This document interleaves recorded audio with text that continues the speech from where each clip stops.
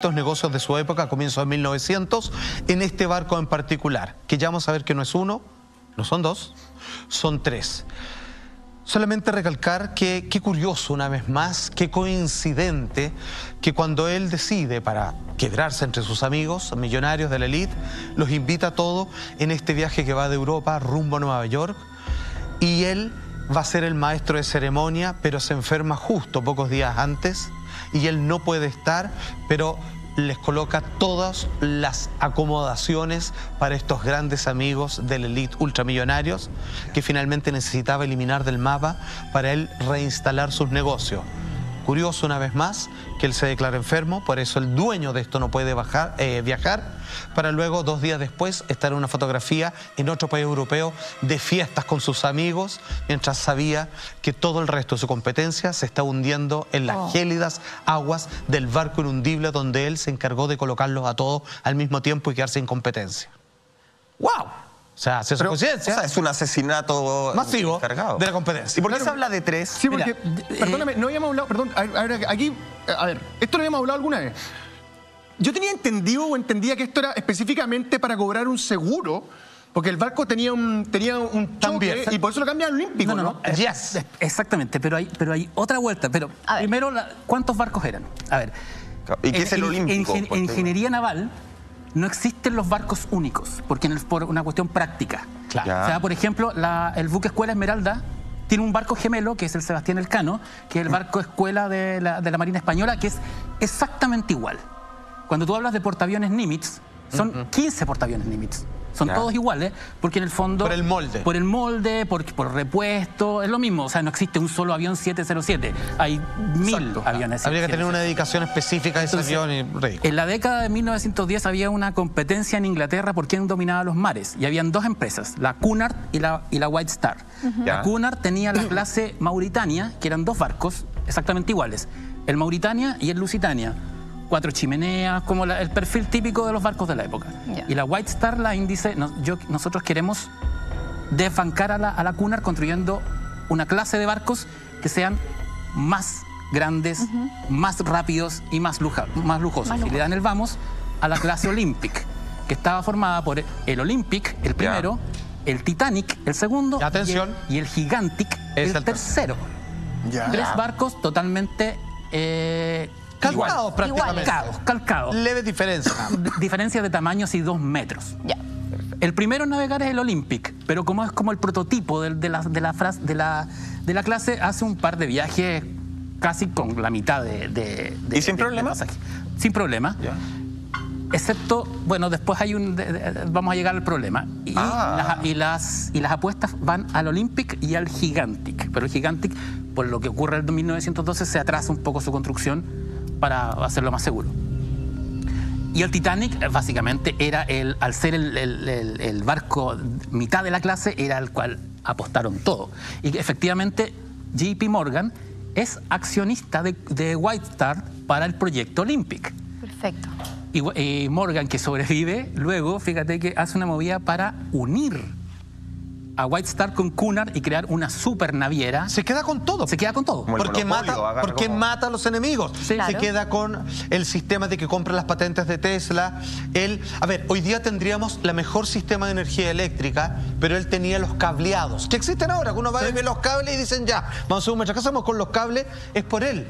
Existían mejores alternativas, pero él va comprando o eliminando la competencia para que sus negocios prosperen, y lo podemos ver saliendo a la calle y viendo el tendido eléctrico que tantos problemas trae a los circuitos circadianos del cuerpo humano. Oye, y hay un dato no menor, que en esa época, además, el polo económico mundial, el Wall Street, era Londres.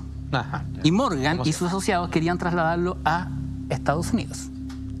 De hecho, Y se convierte finalmente Wall Street a partir de que los que estaban en contra de que el polo económico mundial se trasladara a Estados Unidos se hunden en el Titanic, porque efectivamente lo que contó el maestro acá, se deshace de sus enemigos. Y esa es la razón por la cual el polo económico mundial, que son los que controlan los hilos de la plata y todo, pasa a Estados Unidos. En resumen, te invito a una fiesta imperdible y aprovecho a matarlo. Y aprovecho a matarlo a todos en vivo. Pero que, ¿sabes qué? De todas estas teorías yo creo que tiene mucho sentido, porque JP Morgan justamente en esa época quería establecer el Banco de la Reserva Federal en Estados Unidos. Sí, señorita. Por lo tanto, dentro de los pasajeros que iban, murió el cofundador de Macy's, que Macy's es una gran multitienda hasta el día de hoy que está presente en todo Estados Unidos, y muere el cofundador justamente en el accidente del Titanic. Entonces, si lo analizamos desde ese punto de vista, tiene todo el sentido del mundo. Por lo tanto, por eso yo creo que antes era muy fácil, entre comillas, engañar a la gente y contarle su verdad, porque la gente tenía poco acceso a la información. Y los dueños de los medios son estos mismos desgraciados. Exactamente. Entonces contaban su verdad. Pero viendo así somos, justamente estamos hablando del libro Nuevos Brujos, las conspiraciones que manejan al mundo. Estamos justamente con Juan Andrés Salfate, coautor, junto a Francisco Ortega. Estamos hablando de la conspiración, tal vez de la más llamativa, a lo mejor la más desconocida también. Estamos hablando de la conspiración del Titanic. Lama, no entiendo, ¿se hunde o no se hunde el A ver, Titanic? Pancho, vamos de nuevo. Porque hay mucho este tema en el programa. A mí una vez se me acercó una persona de los puristas que aman la historia del Titanic y sostienen que todo esto es falso porque les parece que está fuera de contexto. No se le acomoda a su fantasía. Sin embargo, lo que hemos contado acá, más de alguna ocasión, es que esto tenía que ver con una conspiración casi de cobrar un seguro. Sí. Teníamos que estaba el Olympic, estaba el Titanic, el Gigantic no lo habíamos escuchado nombrar nunca, y iba hacia ese lado. Sin embargo, hoy día nos enteramos que lo que buscaba y el hundimiento de Titanic tiene que ver directamente con la eliminación de la competencia de JP Morgan. ¿Existe el tema del seguro o es falso? Lo del seguro hay gente que lo defiende, hay autores que lo desmienten. Pero antes te quiero comentar qué pasó con el Gigantic. Ah, mira. El Gigantic es rebautizado como Britannic y transformado en buque hospital. Y se hunde durante la Primera Guerra Mundial. Lo hunde un submarino alemán en el Mediterráneo. Y aquí hay un dato muy, muy curioso. En la mitología griega, los gigantes y los titanes son destruidos por los olímpicos. En la clase Olympic, el Titanic y el Gigantic se hunden y el Olympic sobrevive. En las leyendas nórdicas, digamos, de druida y para atrás, o sea, aquí están repitiendo un rito.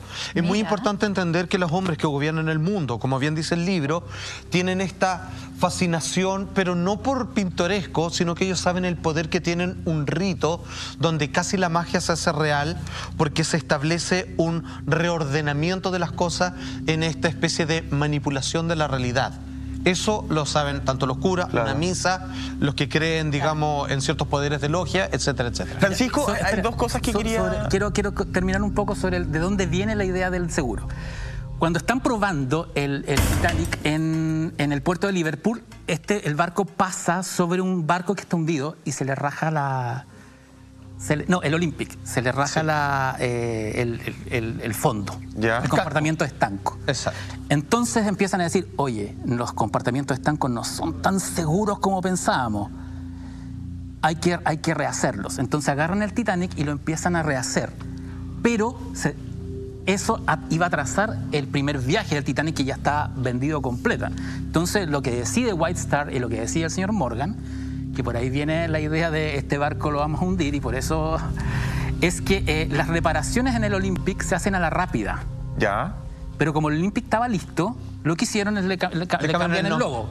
Pasa el Titanic al Olympic. Para no postergar el viaje. Postergar el lanzamiento. Entonces el barco que supuestamente...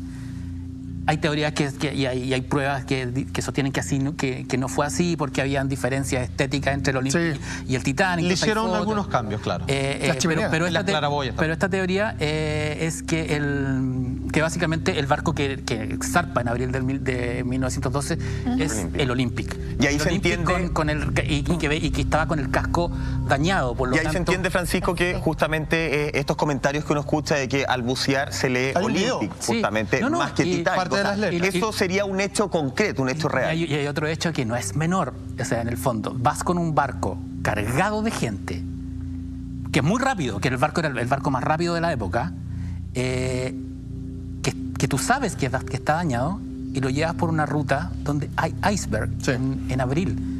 O sea, era temporada de iceberg. Es como llevarlo a... Es como, ¿para qué? O sea, en el fondo lo empujaron un poquito para poder destruir, para poder matar a todos estos grupos poderosos. Es el gran fondo. Influyendo justamente. Tú sabes que o sea, el seguro puede ser muy real, pero en el fondo es como el pelito de la cola, justamente porque lo importante era eliminar a estas personas. 6 personas en particular. Pero tú sabes que además hay otro antecedente muy curioso.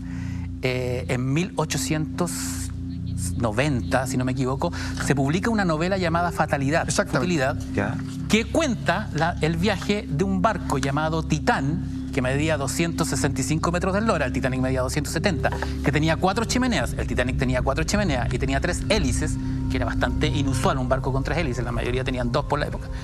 Y que se hunde al chocar contra un iceberg en su viaje inaugural. Es como que siguieron un guión. Claro. Un guión escrito. Es que te lo cuentan antes, ¿no? la historia. ¿Funciona así o no? Te lo quieren contar antes, cosa que... Es curioso. Se repite mucho. Porque con Pearl Harbor también pasa eso. Con Pearl Harbor pasa con el cuento de Orson Welles. Ahora, una característica, un dato freak, no tiene mucho que ver con este. Tú sabes que el Titanic tenía 3 calderas, por lo tanto necesitaba solo 3 chimeneas. Claro. Pero tiene 4 por una cuestión ornamental, porque por lo que los dueños de los barcos dicen, no podemos, si los Mauritania y el Lusitania, que son los barcos de la competencia, para verse con mejor reacción, así, mejor motor. Tienen 4 chimeneas, este barco tiene que tener 4 chimeneas para que se vea más pulento. Te casaste. O para ostentar solamente. Pero era fantasía. Y en esta conspiración naval, que es muy interesante, fíjate que la Primera Guerra Mundial es gatillada por el hundimiento, también por el hundimiento de un barco, curiosamente por el barco competencia al Titanic, el Lusitania, que es llevado contra los submarinos alemanes para tener una excusa para que Estados Unidos entre en la Primera Guerra Mundial. Es la primera excusa. La segunda es... Y la historia se repite, ¿ven? O sea, se calca, siempre es lo mismo. Necesitan una excusa para hacer un cambio de paradigma y gestionar una guerra, un movimiento, un cambio en la economía. Así ha sido siempre. Estamos con teorías, hasta ahora justamente estábamos revisando la conspiración del Titanic, la conspiración lunar.